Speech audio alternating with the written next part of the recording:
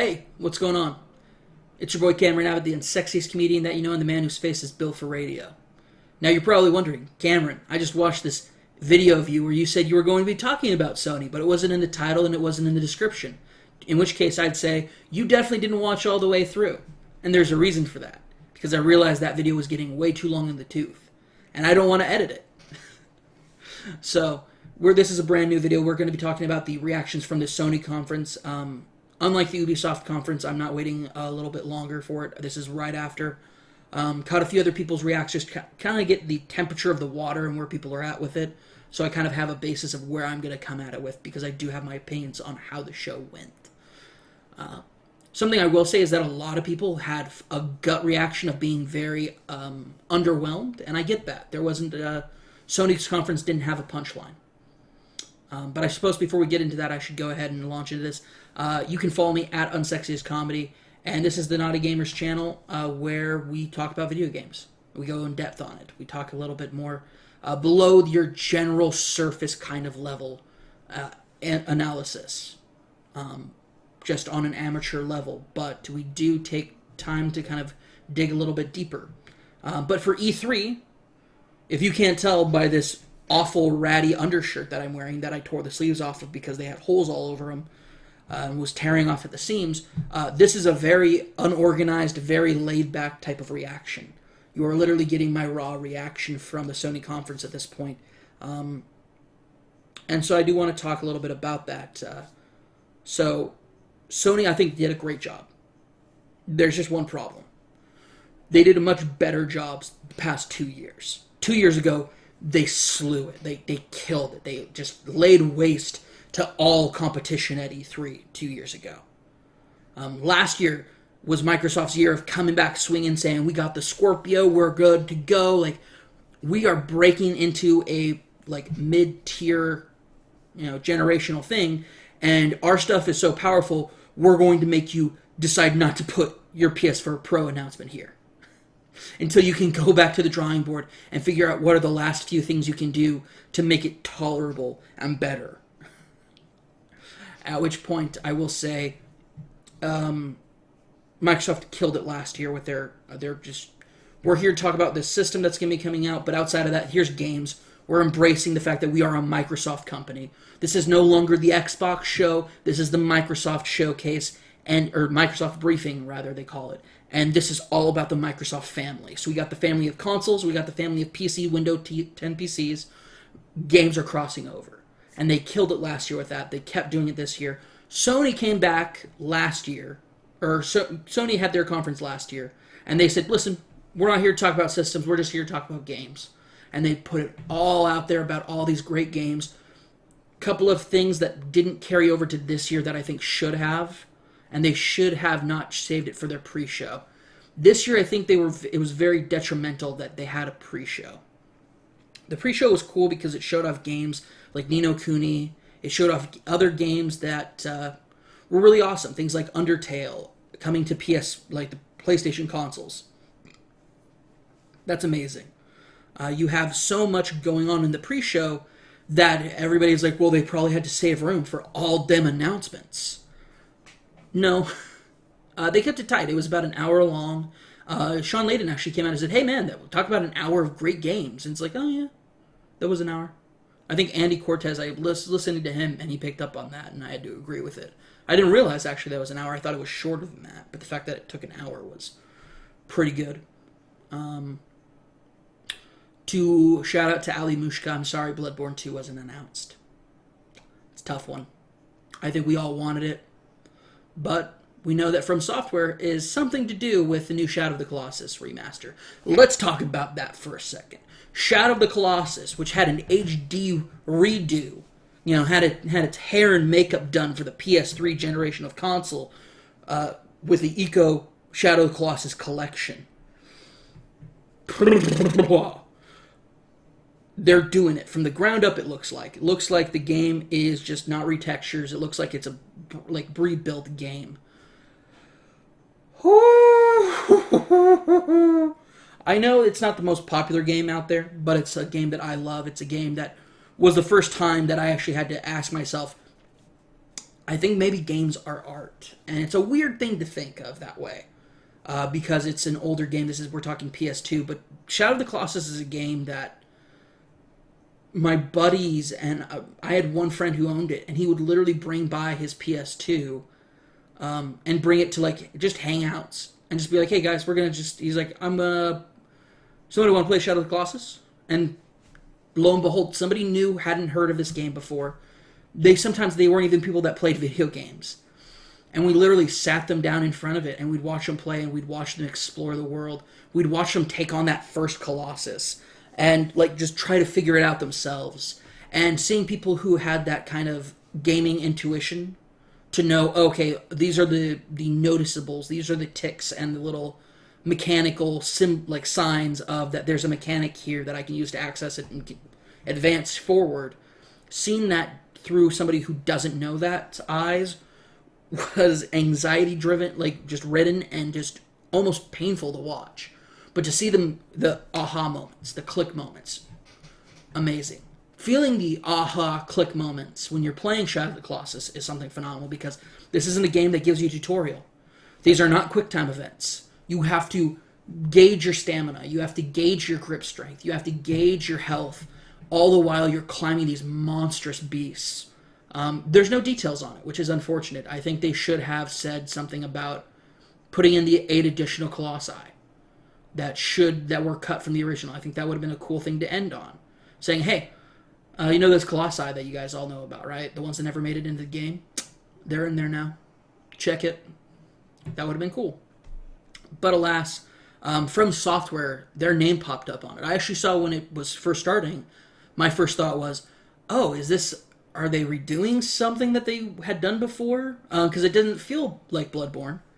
But it also didn't feel really Dark Souls-esque. And so I was curious. I was like, what is this? What is this thing that they're doing? And From Software was attached to that. I think that's fascinating that was the case. I'm really looking forward to seeing what comes out of, if they're just helping with the end, if it's the engine, if it's whatever it happens to be. I'm really curious to see what influence this is having and why that brand was attached to the trailer. Monster Hunter was there. I've talked about it before, man. I want that Monster Hunter Switch bundle so badly. And on top of that, now they're saying we're bringing Monster Hunter to the Xbox One and PS4. Granted, they announced it at the Sony Conference. But from what I heard, I recall hearing somebody say that it was also coming to Xbox One, the Xbox family, which also means that it might be coming to PC. I don't know, maybe. We'll have to just wait and see on that. But I think it's really cool that they're giving an updated look to the Monster Hunter franchise, which has had its kind of classic look that it's had from its PSP days, that have just slowly advanced, and now they're saying, hey, here's a total graphical upgrade, here's a total gameplay. This is the evolution of Monster Hunter on the current gen of consoles. So I'm really fascinated by that. I'm really curious what the term worlds means for that. What could that mean? Just fascinated by this possibility with Monster Hunter really, really putting themselves out there with the Western market at this point, which is a great thing. I'm hoping that this leads also to the Switch, the Switch one being brought over as well. That's my hope. Especially that bundle, because I want it so bad. A couple things I also want to talk on. Marvel vs. Capcom Infinite. Infinite or Infinity, I'm not sure which right now. But either way, it looks legit. They showed off Dante's in it. Not Dante. Dante. Like real Dante. Red, white hair, red trench coat. When Rocket ran out of ammo in his guns, and he's like, hey, Dante. You mind if bringing the girls out? And it's like, oh, are they talking about Trish and Lady? Nope, Ebony and Ivory. And he tosses it out, and Rocket gives something that was pretty cringeworthy, to be completely honest, but for a DMC fan, that's right up my alley. Whew, so good. It cringed so good. It was totally just a dorky line for fans of Marvel and Capcom, period. That's what that was for. If you're I don't get it, what's the big, why is he calling it his girl? You don't know, and it's okay. just calm yourself down. Yeah, no, just great stuff was happening all around from the Sony conference from a very basic standpoint that honestly would have made this conference really great.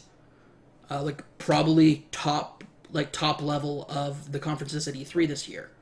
The problem is the fact that we were expecting so much from Sony, and that hurt them for sure. The last 2 years, the way that they've been carrying it forward, it's finally caught up to them, and it's made it it's hard to judge Sony at the same level you judge everybody else at E3. Because the past few years, Sony cued in and understood what E3 was becoming before pretty much anybody else did. Before EA still doesn't know what it is. What the new conferences have become. And Sony cued into that a lot earlier than everybody else. And because of that, they were ahead of the curve. But now everybody's caught up.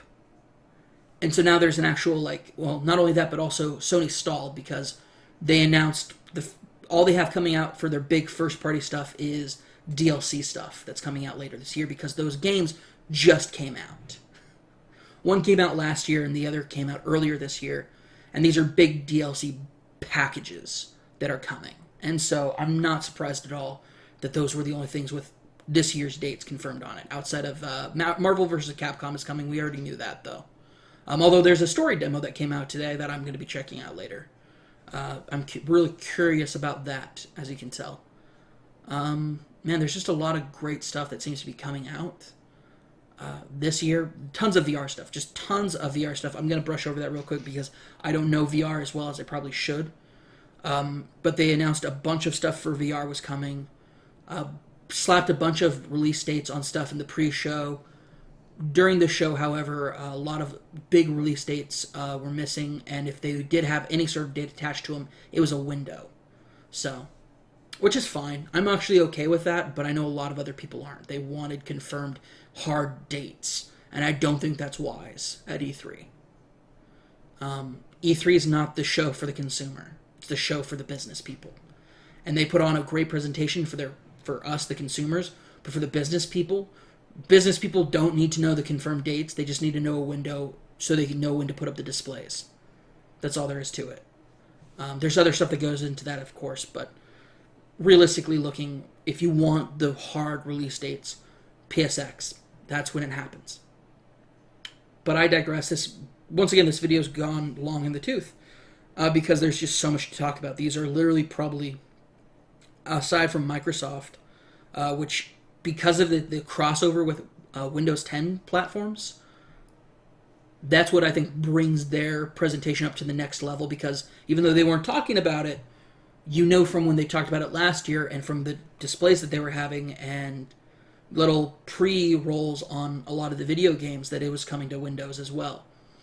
They're very careful about saying it's a console exclusive because it's not exclusive anymore. Microsoft doesn't do pure exclusives anymore. It's not what they do.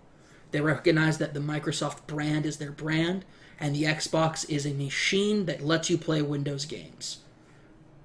That's hard for a lot of people to hear, but I think it's smart, and it's a great way to go forward.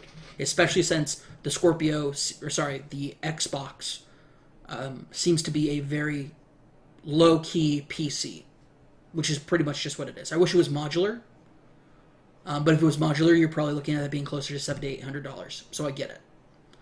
That's in a small box. It's a sexy box. I'm digging it a lot. PlayStation, I don't know, I'm backtracking to Microsoft. I talked about this last night.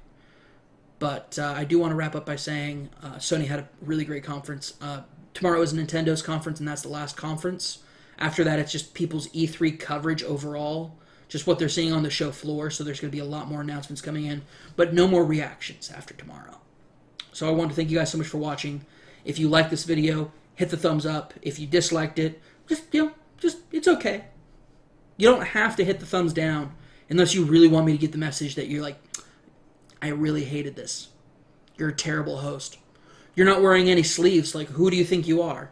In which case, I'm going to tell you who I am. I'm somebody who lives in Arizona, and today it was very, very hot, and I didn't want to wear anything with sleeves. I apologize if it comes off as being a douchebag, but it's definitely not my intention.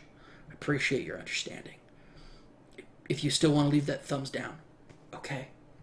But I prefer just, thumbs up. Hey, If you want to keep watching our stuff, especially with our big new YouTube initiative that's going to be coming out, rolling out this summer, please go ahead and subscribe. We got a lot of cool stuff coming out. But yeah, that's it for us here. You can follow me at Twitter, at UnsexiestComedy. You can follow us at Knotty Gamers, Facebook.com/Knotty Gamers, KnottyGamers.com for links to everything. But with that being said, thank you guys so much for watching, and as always, stay complicated out there.